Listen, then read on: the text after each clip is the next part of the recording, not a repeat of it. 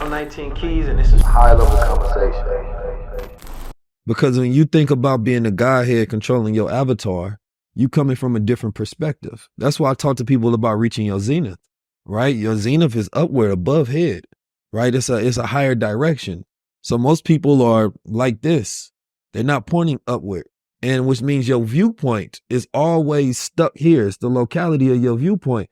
But we supposed to be non-local. We supposed to be superposition. We supposed to have connection with things all throughout the universe. Things that I do have ripple effects not only throughout space, but time. So when you are existing beyond space and time, those are the ones that are really living. Because what you do matters, not even for just this small thread of your first cry, right? And your last, and you gone. But it actually matters because people will pick up your work, your discoveries. Yep. You've actually made a ripple throughout time. Mm-hmm. And you don't even know how far that will go. Exactly. It could go on, but it makes me think of 19, your number, right? Because I actually think of that. You said the word superposition, non-local. So in quantum computing, we go from binary code to this trinary code. So you've got ones, zeros, and X's. The X can show up in either a position of 1 or in 0. It can play both, right? It's kind of like, the liquid Terminator, right? Remember the liquid Terminator could turn into anything? Yeah.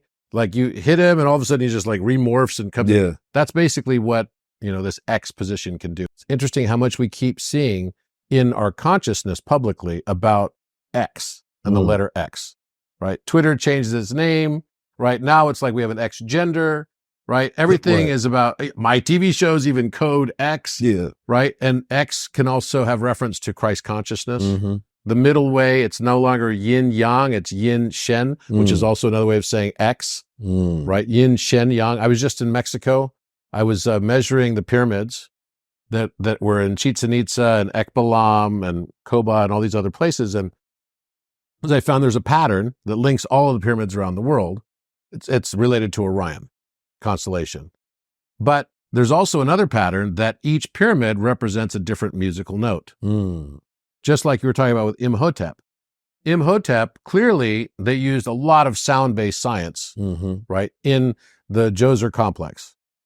But if you look at the musical notes that it represents, right, even the Djoser pyramid represents the major second in music and the minor seventh. Because the slope angle, this 48.366 degrees, is exactly the proportions of 9/8. Right? And that's how you get a 48.366 degree angle when you got a height of 9 and a 1/2 the base of the pyramid of 8 proportionally, right? All the pyramids at Giza Plateau are all music. The sound of music that they make is actually just this. It's not the Close Encounters. Everyone's like, is this going to be Close Encounters? Dun, dun, dun, dun, dun. The sound that it makes is da, da, da, da. Literally, the slope angles, which no one ever had looked at before and analyzed before.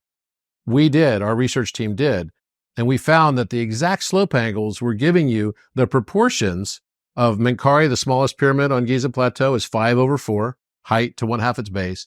The next pyramid, Khafre, was 4/3. The Great Pyramid is 2/1 pi, 5, 4, 3, 2, 1. And that gives you exactly da, da, da, da, which is like, wait a minute. Is it only those pyramids or are there more? And then we found that it actually extends to Mexico. That's what I was just there measuring. And the missing notes of an octave and actually a 24-note scale instead of a 12-note scale filled out all the other positions around the world. So is this some sort of song? Could be, but it also goes to, cymatics and sound frequency. Right. And that's the geometry. That's why you say, and it's a replication of what God does. Exactly. So there's this invisible hand behind it all that I find to be so compelling and so amazing. So coming back to the 19, how is it that 1 and 9, those two numbers, are akin to a superposition? Well, 9 has this property that's unique, right?